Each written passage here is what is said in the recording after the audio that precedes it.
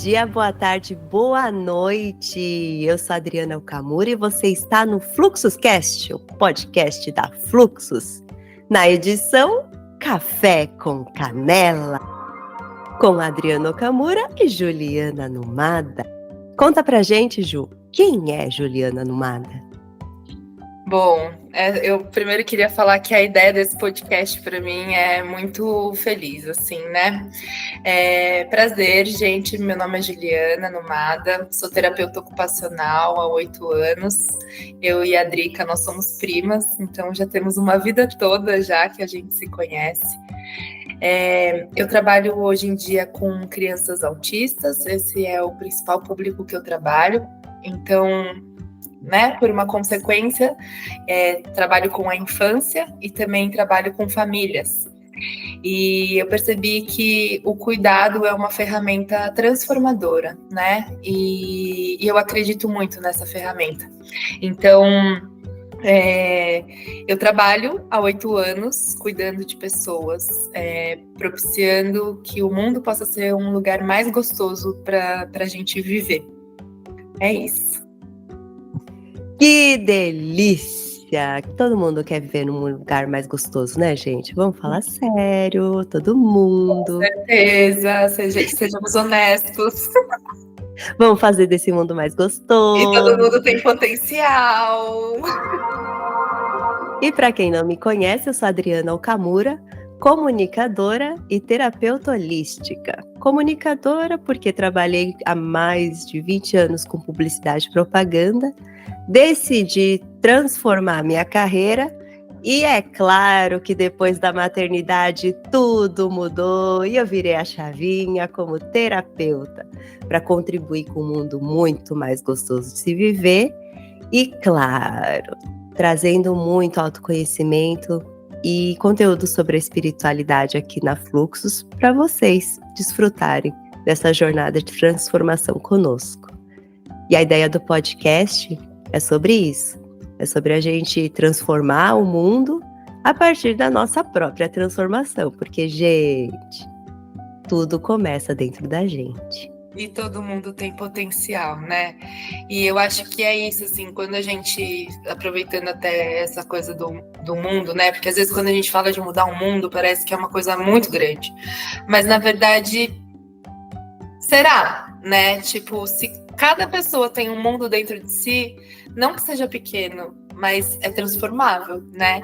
Então, a ideia desse podcast mesmo é trazer reflexões que a gente teve a partir da nossa vida, a partir da nossa experiência, pensando que cada vida é uma, né? E a gente quer muito que todas as pessoas que acompanharem aqui se sintam respeitadas em sua diversidade, em sua singularidade, independente do assunto que a gente for trazer aqui, né?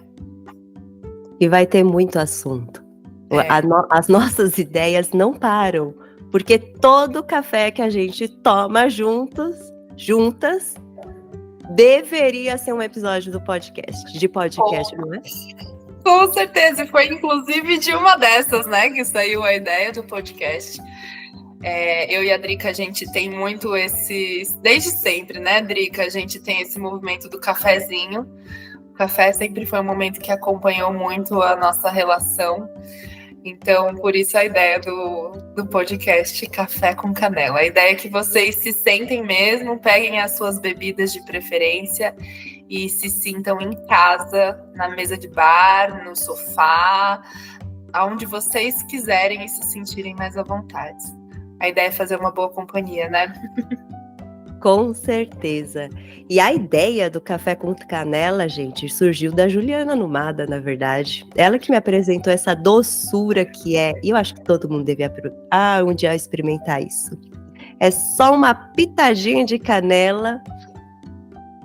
Sensacional. Não, e começa do cheiro, né? Tipo, na hora que você tá passando, você fala, esse cheiro já tá diferente. O que tem nesse café, né? É sensacional. E aí, Ju, me conta, por que terapia ocupacional? Por que você faz o que você faz? Poxa, essa pergunta... eu acho que é um pouco do que eu falei, assim, na apresentação, né? Eu acredito muito que o cuidado é uma ferramenta muito potente de transformação. E eu não falo cuidado só nesse lugar de cuidar do outro, mas da gente aprender a cuidar da gente mesmo, né? De se conectar com a gente mesmo. Mas ainda assim, eu acredito que junto com o cuidado, não existe cuidado se não houver encontro, né? Então, o encontro também é uma coisa que eu acredito muito na potência disso, sabe? Ouvir outras pessoas, ouvir experiências parecidas, sentar e se abrir, poder falar e expor a vulnerabilidade. Então, é isso, assim, né? Eu acho que o que eu faço é justamente para sentir que eu posso fazer do meu mundo um lugar mais gostoso de se viver.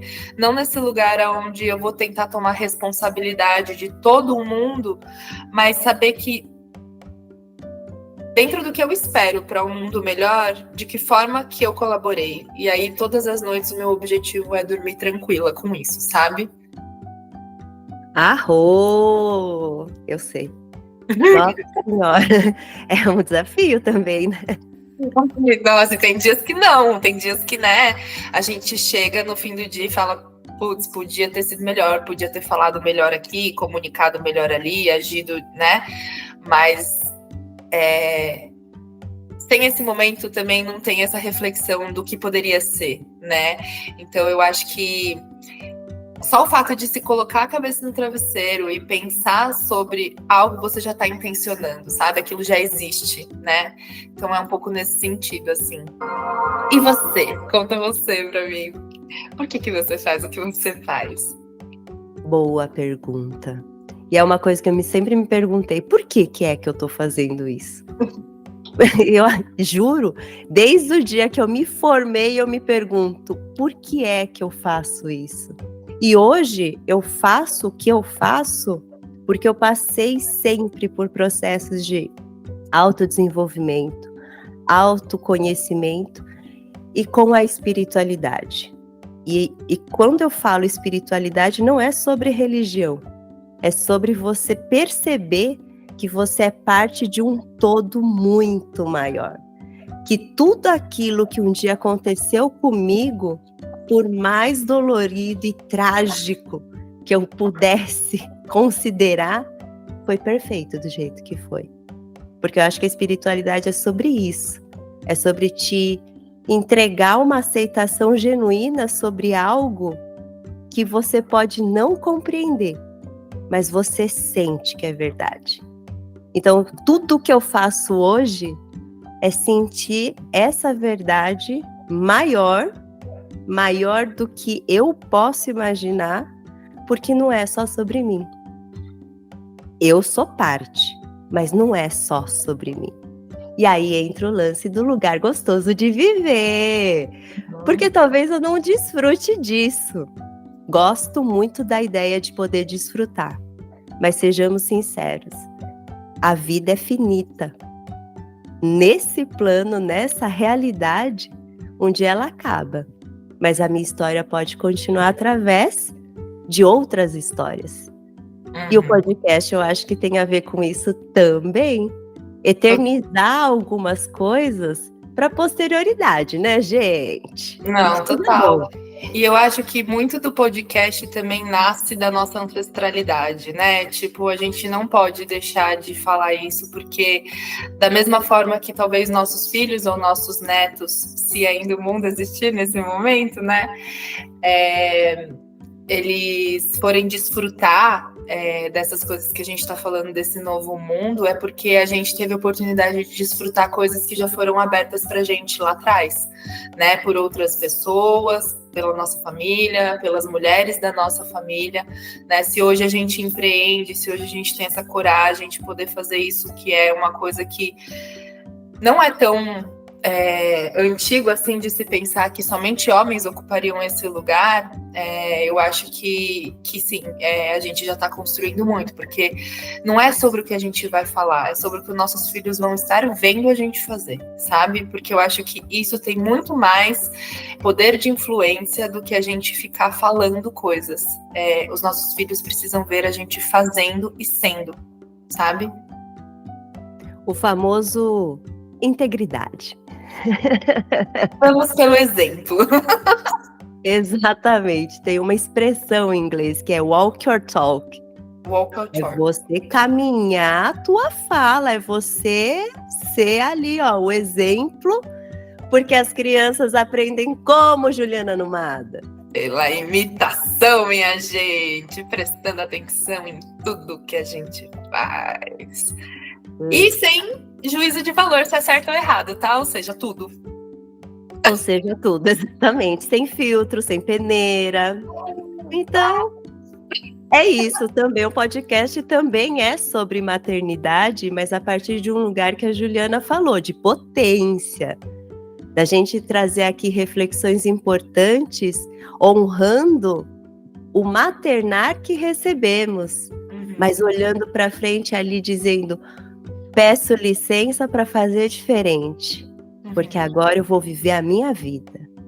E eu acho que você entra nisso, né, Dri, e a gente pode falar, porque a gente é da mesma família, eu acho que você vai entender o que eu tô falando. E às vezes não é sobre esse lugar de confrontar, porque muitas vezes parece que a gente tá confrontando, e na verdade não é sobre, né, é sobre escolhas que a gente só tem o direito de escolher hoje, porque vocês antigos foram, né? Então, isso dá espaço também para eu escolher o que eu quero dar continuidade e o que eu quero acabar por aqui. Exatamente. Tem muita coisa que a gente já gritou juntas. Com certeza. Isso acaba aqui, né? Ai, aquela viagem para Dracena. Um dia a gente vai contar sobre isso e vai trazer a Susan para falar sobre isso também. Com certeza, com certeza. 8 ou 80?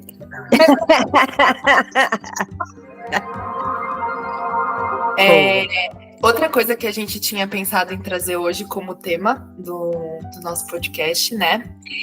É o que a raiva tem a ver com isso, né?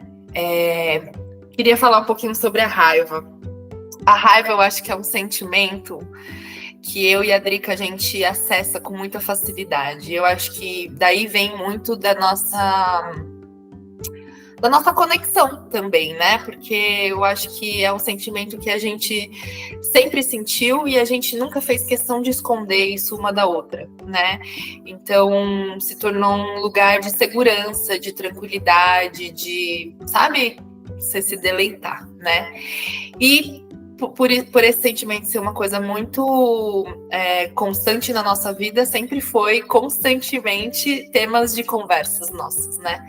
Então, a gente busca compreender a raiva num lugar onde a gente não quer que ela deixe de existir e nem que ela deixe de ter voz. Mas a gente quer conseguir ter os nossos espaços para conseguir ouvir o que a raiva diz, porque, ao meu ver, a raiva diz muita coisa, né? Diz muita coisa e geralmente é algo que já está há muito tempo sendo ignorada. Foi isso que eu aprendi com a minha raiva. Sim. E vamos falar das emoções mais gerais para a gente entrar na raiva, Ju? Você quer fazer essa introdução? Acho que agora a gente tá vivendo um momento aí que tá muito na alta o Divertidamente, né? Que lançou agora o Divertidamente 2. Enfim, tô doida pra assistir, não consegui ainda, porque tem uma neném que eu não sei como que vai se comportar dentro de uma sala de cinema. Então eu ainda não consegui ver esse filme. Deveria, porque faz parte do meu trabalho, mas não consegui ainda. E eu acho que essas são os sentimentos base mesmo, né? O medo é um sentimento base que protege a gente e garante a nossa sobrevivência. A raiva vem nesse lugar de explosão, mas também muito bússola, né? Eu acho. E aí a gente tem a alegria, a tristeza, né? Que são esses sentimentos que a gente está mais acostumado e que todo mundo ensina a gente a sentir. Né, a alegria e a tristeza nunca pode ser o meio do caminho. Ou você tá alegre ou você tá triste, né? Então a gente aprende muito que elas são sentimentos opostos, né? E que às vezes você só pode ser um ou outro e que a gente não transita entre eles. Eu acho que essa sim é uma grande questão, né? Da forma como a gente lida com os nossos sentimentos. o sentimento ele não é fluido, não tem como ele ser fluido, né? Porque são coisas que acontecem, que chegam até a gente, que vêm de fora para dentro, mas que ao mesmo tempo contrapõem com o que vem de dentro para fora, né? Então, e a raiva é exatamente isso, né? A raiva é aquilo que você tá vendo fora do seu campo de olhar, mas que dentro tá gritando tipo assim, isso tem alguma coisa que tá, tipo assim, me tirando daqui. Não tô sentindo que tá justo, que tá certo, que vai de acordo com os meus valores. Então, eu sempre busquei ver a raiva nesse lugar, assim, Drica. Não sei como que bate aí pra você, né? Mas pra mim, bate muito nesse lugar de... Ele é um medidor. Ele é um medidor. Se ela tá ali, não adianta ignorar. Porque se ignorar na hora que vier, é pior. E eu tô falando isso, assim... depois de um momento, assim, que eu sei que eu já conduzi a minha raiva de formas muito, sabe, erradas, machucando outras pessoas, falando coisas que eu sabia que iriam magoar, porque é isso, a raiva faz isso, né? A gente não se importar com o que tá acontecendo. E eu acho que o meu maior desafio com a raiva era tentar sair desse lugar, porque a gente entra no que a gente estava falando sobre... caminhar as suas palavras, né? Então, tipo, essa não é uma coisa que eu acho que é certo, você se frustrar e você colocar no entorno, mas eu fazia isso, né? Então, o meu movimento é mesmo sempre conduzir a raiva em consonância do que eu acredito que é a raiva, né? Que lugar que ela vem. E eu não acredito que a raiva seja um movimento para o outro enxergar, o outro sentir, né? E sim a gente mesmo. Sensacional, Ju. É isso mesmo. Eu também sinto muito isso de uma forma que eu não sei se você já reparou, mas eu comecei a reparar bastante nesses meus estudos da minha raiva, como a TPM é raiva. Gente, sério, é um período que a raiva vem e ela sempre vem para me dizer: chega, o limite já tá passou, sabe? A raiva é um medidor de limite. Medidor de limite e para com outras pessoas. Por isso que é muito fácil a gente ter reações destrutivas, que machucam e que ferem, né? Porque você tá ferida. Porque eu me sentia muito ferida com os limites que eu deixava extrapolar. A raiva para mim sempre foi sobre limite e estava sempre atrelada a um sentimento de injustiça. Gente, como... Mas um sentimento de, mano, isso não tá certo. E aí, trazendo para vocês agora um olhar mais holístico. E o que é holístico? É mais completo sobre tudo que a gente é e que não é só esse corpo físico, tá? Então a gente vai falar um pouco sobre energia, sobre o campo invisível que a gente não vê, mas que a gente sente. Então ele é real. É real igual o seu Wi-Fi que você não vê, mas ele é real porque você usa. Tá certo? Então vamos esclarecer uma coisa aqui. Toda emoção, ela é energia. Todo sentimento, ele traz informação, porque energia é informação. Lembra ali das nossas aulas de física, química, né? Átomos, moléculas, o núcleo, nêutron, elétron, próton, tudo isso carrega energia. E carrega informação porque é energia.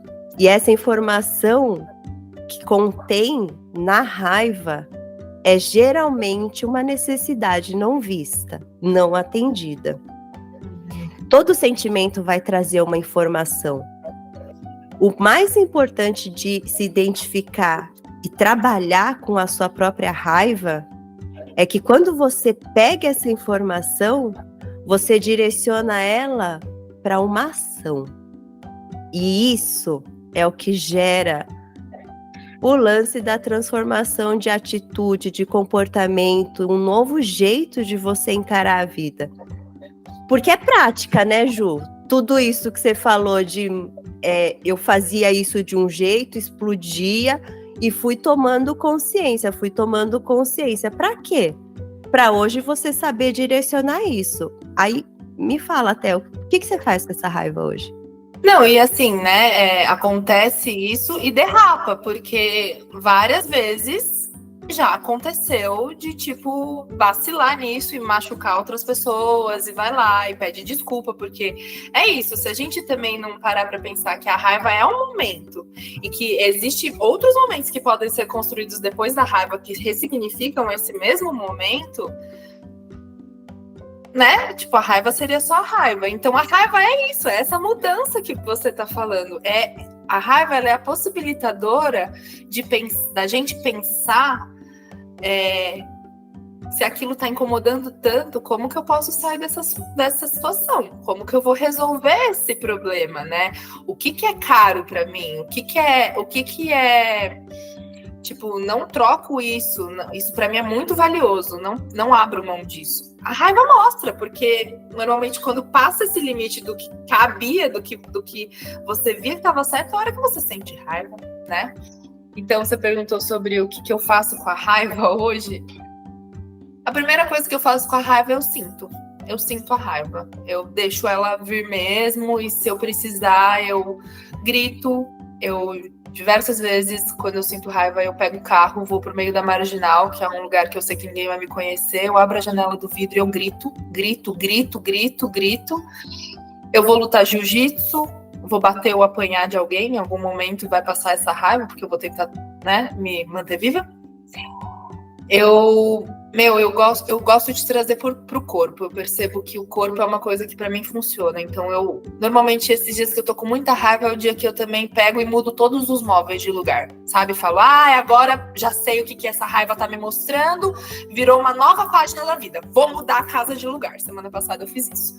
Então, tipo, é isso. Ela precisa me trazer pro movimento. Teve um dia que até tô no consultório agora, que eu tava com muita raiva. Eu vim esfregar o chão e tirar as tintas do chão, porque eu falei, isso vai gastar muito minha energia, sabe? Então preciso colocar pra fora, porque senão isso aqui vai cair em alguém. E aí o problema é quando eu não tenho espaço pra sentir essa raiva, porque é esse momento que normalmente extravasa e vai para as pessoas que eu não quero, tipo a Yaya, tipo o Gabriel, tipo um jeito mais grosseiro de falar com a minha mãe. Mas hoje também, conhecendo melhor minha raiva, eu consigo muito mais facilmente pedir desculpa e falar, desculpa, tava com raiva, aconteceu tal coisa no meu trabalho e não tinha nada a ver com você. Não tinha nada a ver com você, eu que tava mesmo sobrecarregada, eu que tô com um monte de coisa na minha cabeça, e eu acabei me explodindo, olha, tá cansativo, preciso de ajuda, eu preciso que faça tal coisa, eu não tô conseguindo dar conta disso, sabe? Porque é isso, porque na hora que a gente sente raiva, a gente começa. O movimento natural que a gente tem é ficar assim, chicoteando, né? Você não consegue, tá vendo? Não sei o que, sabe? Então, é isso, é a hora que eu vejo também que eu não tô dando conta de um monte de coisa. Então, se eu não tô dando conta e tá me incomodando, o que eu não tô dando conta? Sabe? Preciso saber verbalizar, porque senão como que eu vou pedir ajuda? Como que eu vou resolver se eu não sei o que é que tá me incomodando, né? E aí é isso, tipo, eu acho que o lance de trazer pro corpo é que você às vezes fica tão cansado que você sai um pouco da situação. Eu sinto que isso acontece comigo. Eu busco atividades que vão me tirar da situação. Porque aí depois eu volto e eu tô com um ponto de vista mais limpo, assim, sabe? Você tá mais... E aí é assim, normalmente, que eu conduzo. Mas eu acho que eu sempre preciso de um tempo para ter um diálogo depois da raiva. Ou com quem levou, eventualmente, uma extravasada minha, né? Ou então quem naturalmente me conhece, sabe tudo que envolve aquela situação que pode ter me deixado com raiva. Mas... Ou até comigo mesma, né? Que aí preciso sentar e falar, você passou aqui desse limite, tá vendo aqui? Podia ter dado uma maneirada, né? Vamos dar uma segurada na próxima. Então, precisa ter esse momento de diálogo, assim, até escrito, enfim, que é um recurso também que eu uso bastante. Mas precisa ter esse momento de ressignificação, porque senão fica raiva pela raiva. Tipo, se eu só sentir raiva e surtar, no que adiantou a raiva? O que eu vi? Só senti. E nada se resolveu, né? Exatamente, é como se ela tivesse trazido toda a informação e você falou: "Não, eu não quero saber da informação, eu só quero que você vá embora". Uhum, E aí exatamente. e aí é que tá o grande, né, o negócio bom da raiva, a transformação com a ação mesmo, mas não é só pedir desculpa, Sim. é você ter esse momento de refletir, pensar, escrever, né, que no caso é a sua terapia escrita, vou lá, vou escrever para organizar meus pensamentos, né. Quando a raiva chega para mim, eu sinto como eu disse, tem muito do lance do sentimento de injustiça. E aí é muito fácil para mim, eu tenho que ficar muito esperta, porque para mim é muito fácil eu começar a apontar culpados. Tipo, porque Busca. ele fez isso, ele não fez aquilo, é porque esse aqui, bibi. E quando eu vejo que eu tô levando a responsabilidade da minha vida para outras pessoas, eu paro, eu falo: "Pera, a vida é minha, quem tá sentindo sou eu, isso aqui é meu, deixa eu ver aonde tá a minha responsa nisso".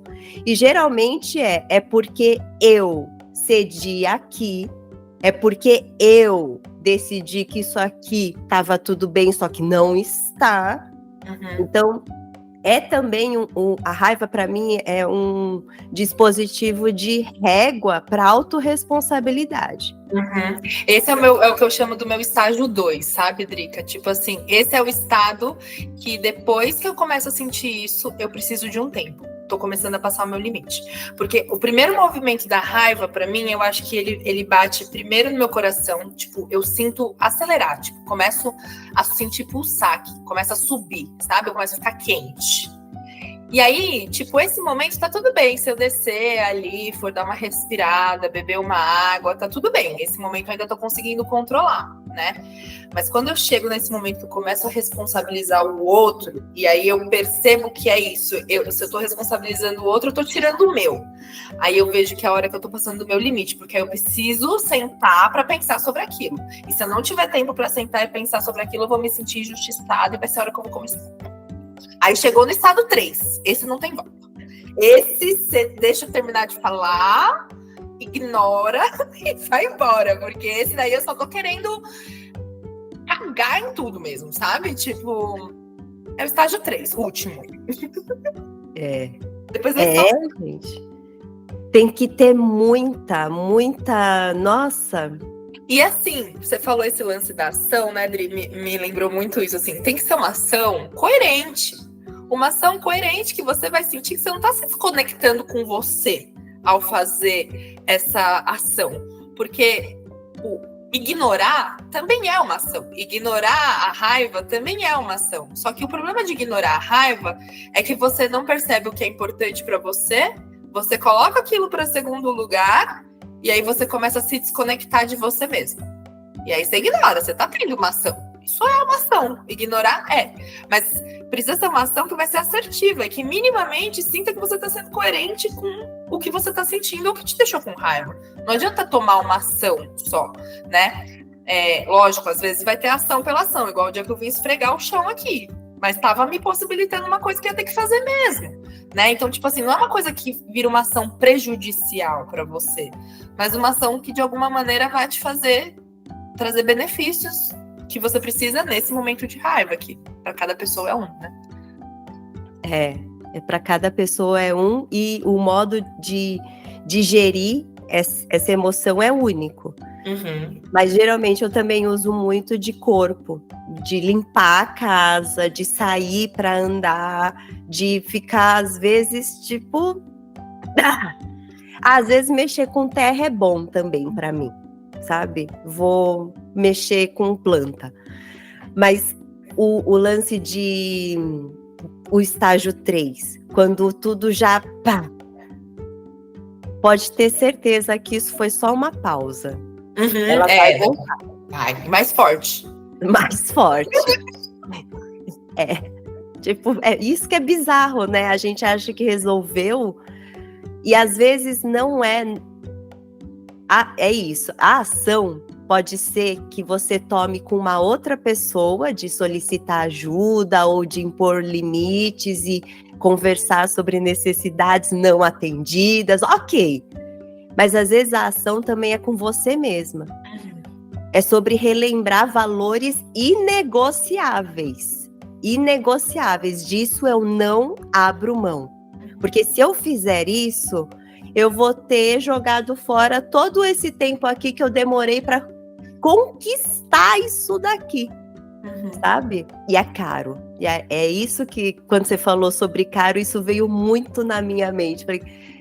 Isso eu vivenciei muito esses últimos tempos, de não, isso daqui eu não posso deixar de A lado. maternidade é isso, né? Porque você precisa entrar nesse lance de priorizar o que vai dar tempo de fazer e sabendo que você não vai conseguir ser 100% de você em todos os papéis. Nenhum papel você vai conseguir ser 100%. Porque, cara, se você tá 100% no trabalho, é porque em casa você tá dando uns 80, uns 70. E se você tá precisando dar mais atenção em casa, talvez você não consiga dar essa atenção pro trabalho, né? Então, tipo, e várias outras atividades que podem, né, ser. Então, eu acho que... E é esse que é o problema. Ninguém fala pra gente que esse fluxo, né, que existe entre a subida e a descida, ela existe para tudo. Para maternidade, para felicidade, para tristeza e para raiva também.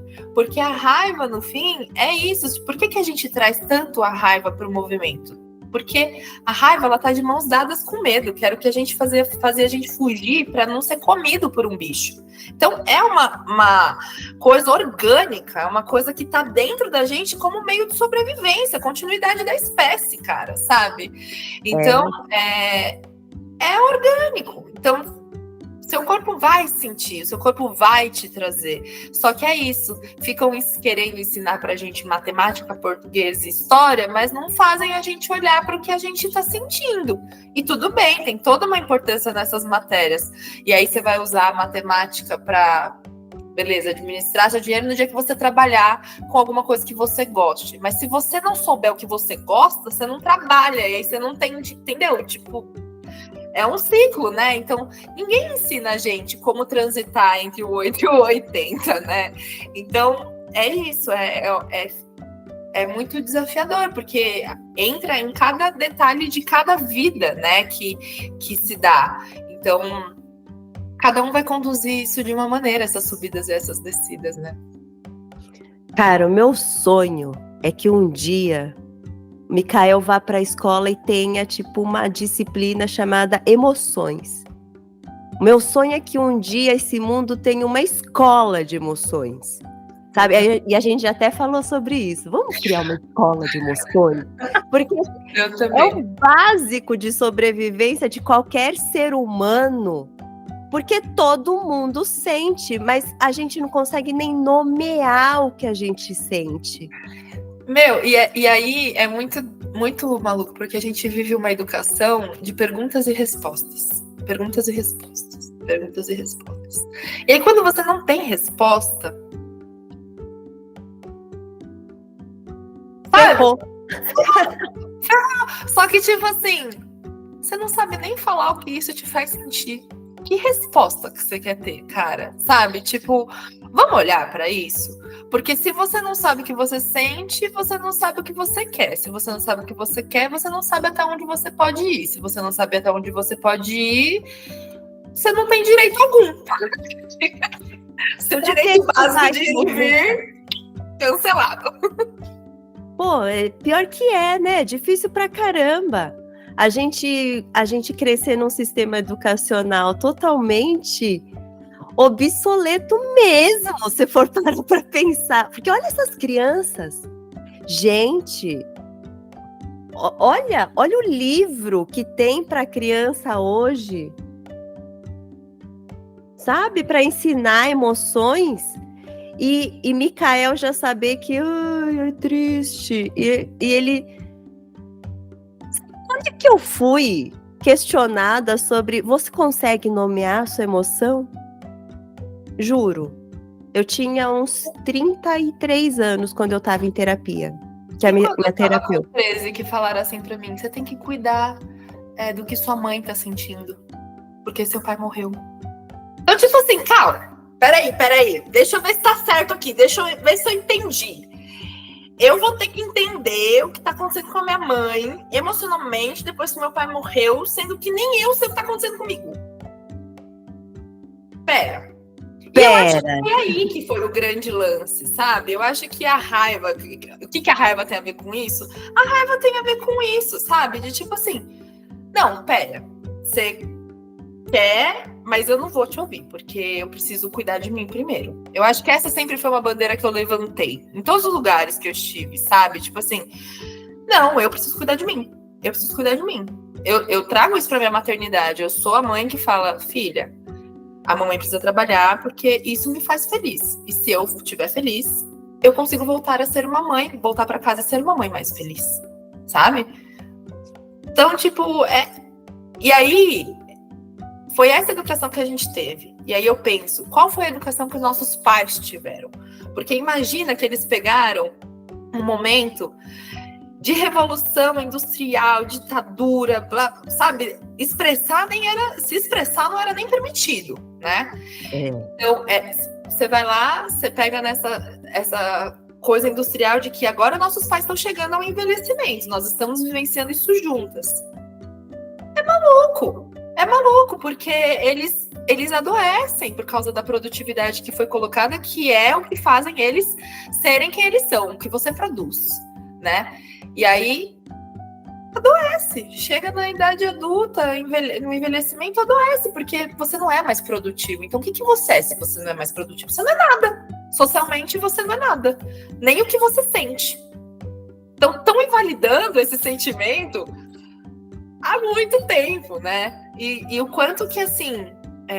por exemplo, eu demorei muito para conseguir ter uma conversa aberta com a minha mãe sobre o que a gente sentia, o que estávamos sentindo. Sabe? É sempre sobre esse lugar de eu tenho que cuidar de você, eu sou mais velha, eu sou responsável, né? Quando que a vulnerabilidade começa a realmente criar conexão familiar? Porque o tempo todo as relações familiares são sobre demonstrar fortaleza. Aonde que a criança, tão vulnerável, que está aprendendo sobre a vida, não sabe sobre as coisas da vida, ela tem o direito de não saber? Não tem espaço, né? E aí, hoje eu fui dar uma plantinha para minha paciente, ela cantou aqui toda linda, tal, não sei o quê. Aí eu dei uma plantinha para ela, falei uma plantinha para minha cantora maravilhosa. Falei flores para minha cantora maravilhosa. Ela falou, mas isso não é flor, tia, isso é planta. Aí eu falei, mas não pode ser uma planta. Ela, não gosto de planta, obrigada, pode ficar. Então, tipo assim, e é isso, a mãe dela ficou super, sabe, sem graça, mas porque ela tava sendo honesta com o que ela queria. Ela falou, Ju, às vezes eu não sei como agir. Eu falei, a gente que tem que aprender a ouvir a verdade e não reagir, entende? Porque no fim é sobre isso, ela não gostou da planta, eu tava dando de presente pra ela sobre o que ela fez, ela não gostou, não quer, né? Então, tipo, é tão... Isso eu acho que é a coisa mais bonita que eu acho de trabalhar com os autistas. Os autistas não mentem sobre o que eles sentem, sabe? Isso pra mim é um lugar onde eu nado numa alegria, assim, porque você não precisa pisar em ovos, porque eles não estão. Eles não estão pisando em ovos. Eles não estão nem aí se eles estão te agradando, na verdade. Sabe? Eles não nasceram pra agradar, né? Não nasceram. E eu acho que daí que vem também toda essa confusão sobre vulnerabilidade e autenticidade, né? Porque uma coisa, ser vulnerável é você ser autêntico. Você tá mostrando o seu melhor e seu pior lado e você não tá querendo agradar ninguém. E aí eu acho que o mais maravilhoso dessas crianças que estão chegando é sobre ensinar mesmo. Essa nossa geração de pais a resgatar essa autenticidade, essa vulnerabilidade e ver beleza nisso. E enxergar que isso é o que tem mais valor. Se for para colocar um valor na família, cara, que seja a vulnerabilidade, o palco de maior fortaleza nasce na vulnerabilidade, gente. Não tem como tirar força de mais força. Nada, isso ficou meio estranho, mas eu ainda vou pensar sobre isso. Eu entendi total, assim, eu acho que isso começa em práticas muito básicas, assim, do dia a dia, sabe? Tipo, a conversa de família, vamos sentar só os adultos. Quem que tá vulnerável ali? Tipo, ninguém, né? Tá todo mundo... Por que a criança não pode ouvir? Qual que é o assunto que tá rolando de tão pesado? E eu entendo, claro, tem assuntos que não cabe uma criança participar, né? Mas aí você tira da criança a possibilidade dela ser e ter opiniões e ter desejos e se colocar e, né? E no fim, as pessoas estão lá sentadas decidindo sobre a vida, muitas vezes daquela própria criança, que ela não participa, né? É muito complicado, né? Porque aí você mexe com um monte de coisa também, expectativa, enfim, né? Aí a gente vai para outras camadas também. Aí dá outro episódio completo só sobre isso, porque o buraco é mais embaixo, né? Com certeza. E é isso, né? Essas questões também que eu acho que a gente traz para cá é sempre pensar sobre que é muitas vezes sobre o buraco ser mais embaixo, né? E é por isso que fica tão difícil transformar o mundo, sabe? Que a gente estava falando lá no começo, de deixar o mundo um lugar mais gostoso para viver. Fica mais difícil. Fica mais difícil deixar o mundo mais gostoso de viver quando os buracos são mais embaixos. E esses buracos não conseguem ser tocados por nós, sabe? Porque é isso, assim, você quer... Vou falar pela Aya, tá? Tipo, a gente cria ela para ela aprender sobre o corpo dela, se proteger. Mas o que vai acontecer, né? A gente nunca sabe, porque isso é uma coisa social. É a mesma coisa, você, super feminista, não tem chance de criar um menino machista. Impossível! Impossível! Socialmente ele vai lidar com isso, sabe? Essa é a maior mentira que existe. Educação é o que a gente assiste, mas é o que a sociedade permite também, né? Uhum. Tipo, não tem como tirar essa resposta também. Não tem. Mas, porque, gente, para criar... É real aquele lance que para você criar uma criança é preciso uma tribo inteira. É a comunidade que faz o caráter, sabe? A personalidade, eu acho que ela é construída muito ali dentro de casa, tudo bem. Mas o caráter, ele vai se formando e vai se transformando a partir das experiências com o mundo, o mundão aí fora. Total. E não adianta, tô eu ali falando pro meu filho, tudo bem, você tem que lavar a louça, você tem que isso, você tem que aquilo, porque você faz parte disso. Mas se o pai, o avô, o tio não são exemplo, o que é a mãe falando?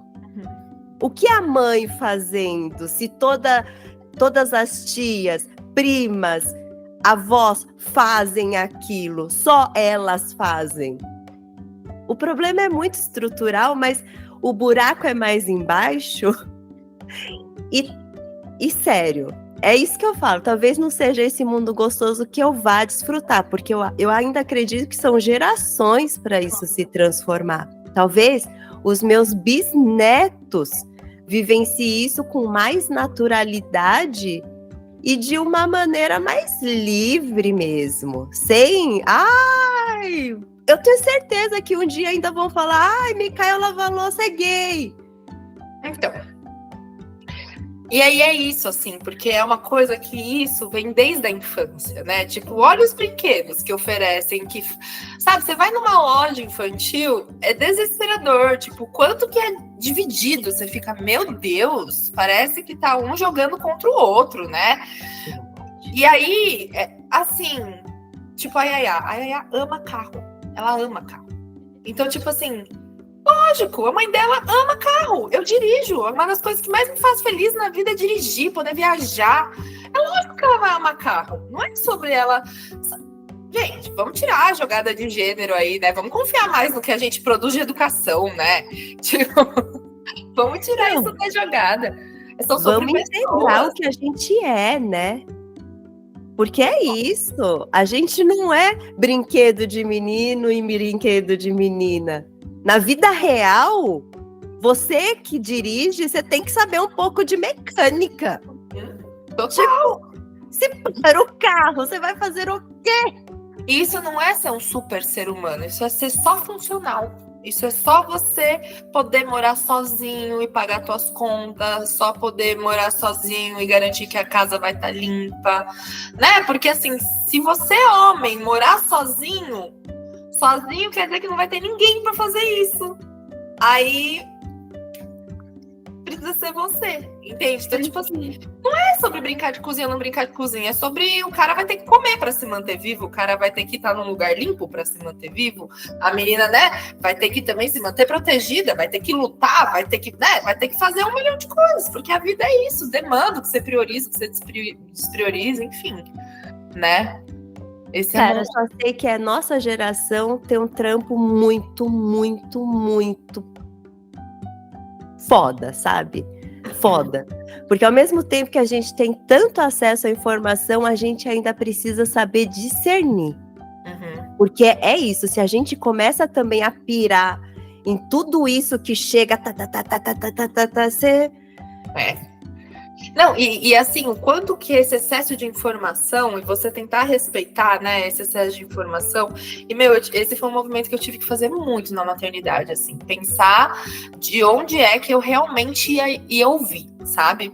Porque senão você se desconecta e você não consegue perceber quem é o seu bebê, porque ele acaba se tornando o bebê que dorme lá nos intervalos e mama de não sei quantas e quantas horas, e aí você não se conhece como mãe, porque você tá ali o tempo todo fazendo com que a soneca aconteça de 3 em 3 horas, a alimentação da LW, a não sei o que, tipo, cara, você vira o quê? Uma lista de tiques? Fiz, não fiz, deu, não deu? Uma executora de tarefas. Exato! E aí, tipo, e ninguém fala, né? Porque eu acho que isso é uma coisa muito importante de falar. Quando a TO, ela trabalha com autonomia e independência. E quando a gente vira mãe, muitas vezes eu ouvi as pessoas falando está grávida, ser mãe não é estar doente. Mas o problema é que a gente lida com questões sociais que colocam a gente nesse lugar de falta de autonomia e independência. Então, assim, se a gente falar que hoje eu consigo fazer todas as atividades que eu gostaria e muitas vezes até do que eu deveria, não consigo. Isso minha autonomia tá barrada. Porque eu tenho horário de escola para buscar, porque o horário da creche pública é até 5 horas da tarde. Então, eu preciso estar lá, porque o pai dela sumiu. Então, não tem outra pessoa. Aí eu tive que sentar com a minha mãe e com o meu irmão semana passada, falar, não estou aguentando, preciso de ajuda, porque eu não consigo trabalhar, né? Então, tipo assim, eu tenho que trabalhar, mas não posso sempre trabalhar, porque, entendeu? Então, e aí são outras questões que é isso, vai sempre para camadas mais, né? Então, é muito complicado, assim, a gente vive, e eu acho que desde que a gente nasce mulher, a gente já nasce sem essa autonomia, porque andar com medo na rua é falta de autonomia também, né? Mas eu acho que quando você vira mãe, os nossos desejos precisam ocupar outros lugares na lista. E aí fica muito mais fácil de perceber, né? Fica muito nítido o quanto que essas limitações sociais do machismo, né, e de toda uma coisa construída em relação a essa produtividade e tal, enfim, afeta a nossa maternidade, afeta, porque hoje não tem mulheres que não trabalham mais. Antes a gente vivia em aldeia porque as mulheres não podiam trabalhar, as mulheres trabalhavam dentro de casa, então a gente vivia em aldeia porque dava, né? Hoje não. Hoje tá todo mundo trabalhar, mal se dá para encontrar com as amigas para fazer um desabafo e reclamar da vida. Porque tempo é dinheiro, sabe? Tipo, E as coisas estão acontecendo, e a criança tem que comer, a criança tem que tomar banho, a criança... Então, quanto que você conseguiu sair nesses últimos quase 2 anos da sua vida que o Mika nasceu? Sabe? Muito menos. Dá pra contar em uma mão. Sabe? E aí tem essa coisa, né? Quando a mulher não consegue levar a vida dela normal, é porque ela parou tudo por causa do filho. Se você é uma mulher, porque eu continuo com a minha vida dinâmica, muito menos, e eu sinto isso presente na minha vida diariamente, o quanto que eu consigo ser menos dinâmica sendo mãe, né? Mas aí você tá vivendo uma vida, nem parece que você é mãe. Nossa, sua vida... Então assim, quando que tá bom ser a gente? Se você emagrece, porque você tá muito magra. Parece um pau de vara. Quando engorda, porque parece, sabe? Quando que tá bom? Quando que a gente vai estar em consonância podendo viver na boa, né? Enfim, tem muita coisa pra gente conversar ainda. Mas eu acho que por hoje a gente já falou demais. Qual é o ouro que você leva daqui hoje, Ju? Eu saio daqui convencida mais uma vez de que encontros são encontros, né? E a gente nunca sai igual de um. Estou muito feliz de estar aqui hoje. O meu ouro que eu levo comigo é que esse café com canela, eu acho que vai dar muito bom. Porque hoje o gostinho que me deixa é de quero mais, sério mesmo. Foi muito bom conversar com você, foi muito bom passar esse tempo relembrando histórias e dividindo novas histórias que eu até desconhecia e que fez uau! Sempre bom saber das novidades. Eu que agradeço, para mim é sempre maravilhoso, né? Tá com você, tá nos palcos, tá na vida, tá em casa, tomando um café, né? Estou muito feliz da gente fazer esse bom trabalho juntos, né? A gente sempre soube que alguma coisa ia acontecer, não sabíamos a dimensão, né? Sem entrar nesse critério de tamanho, mas da grandiosidade que isso representa para nossa vida, para nossa troca, porque você é uma mulher muito, muito, muito importante na minha vida, assim. Muito do que sou porque tive uma Drica na vida, né? Então, é isso. Agradeço demais, demais.